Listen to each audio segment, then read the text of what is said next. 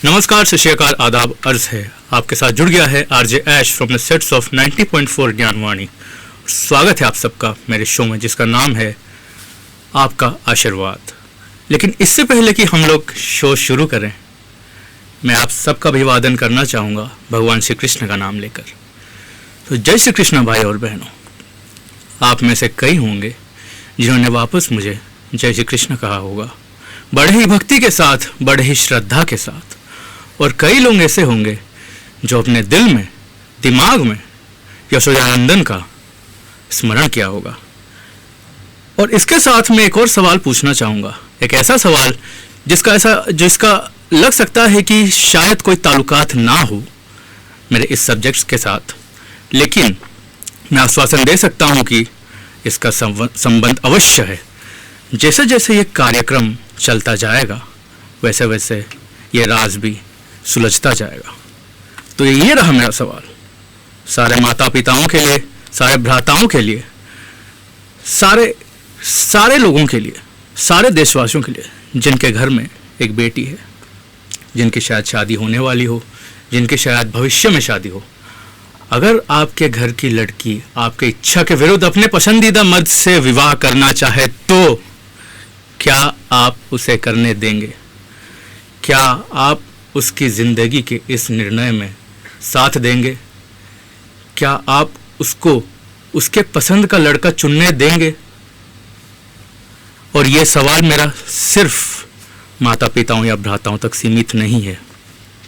मेरा ये सवाल आज की युवा नारी पीढ़ियों के लिए भी है, उन सब नारियों के लिए है जिन्होंने अपनी भावनाओं को, अपने अरमानों को अपने दिल के किसी कोने में छिपा रखा है, दबा रखा है। इस समाज के डर से, अपने पड़ोसियों के डर से, अपने माँ बाप के डर से, अपने ससुराल वालों के डर से, न जाने किस किस के डर से कि लोग क्या कहेंगे। लेकिन कुछ तो लोग कहेंगे, लोगों का काम है कहना। लोगों से क्यों है डरना? और दावे के साथ मैं कह सकता हूं कि मेरे इस सवाल का जवाब ना आया होगा।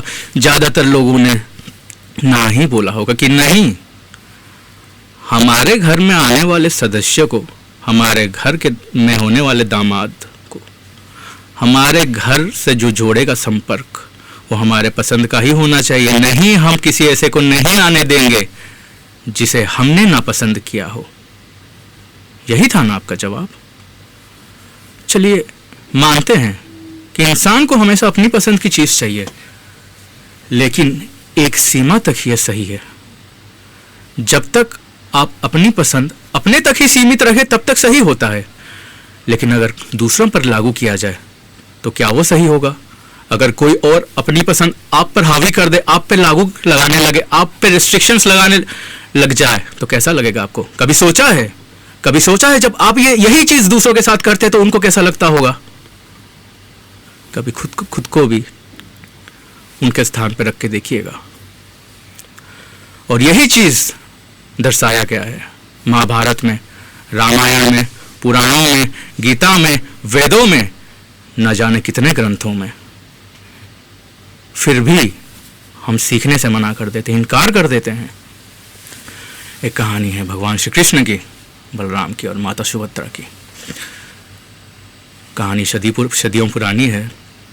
जब भगवान बलराम अपनी बहन सुभद्रा का विवाह उनके इच्छा के विरुद्ध करवाना चाहते थे और माता सुभद्रा की जिंदगी का सबसे अहम निर्णय लेने का अधिकार उनसे छीनना चाहते थे, तब अब क्या आपको पता है भगवान श्री कृष्ण ने क्या किया? तब भगवान श्री कृष्ण ने माता सुभद्रा को अपने भ्राता बलराम के नाक के नीचे से भगवा ले गए। माता सुभद्रा को ही सारथी बनवाकर एक रथ पे बैठकर उनके प्रेमी अर्जुन, अर्जुन, श्री कृष्ण के मित्र अर्जुन, जिनके साथ माता सुभद्रा का प्रेम संबंध था, वो दोनों एक साथ, वो माता सुभद्रा को सारथी बनाकर एक रथ पे बैठकर भगा ले गए। तो क्या सीखे हम इससे? भगवान श्री कृष्ण की इतनी पूजा करते हैं, राधे राधे कहते हैं, कृष्ण कृष्ण करते हैं, लेकिन जब उनसे सीखने की बारी आती है अपनी आंखें बंद कर लेते हैं।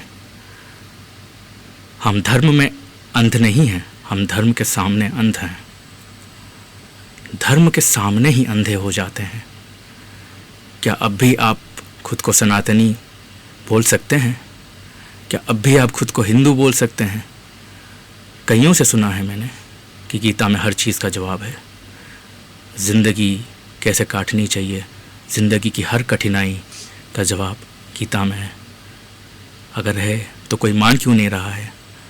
आज का ज़माना इतना अंधा कैसे हो गया है?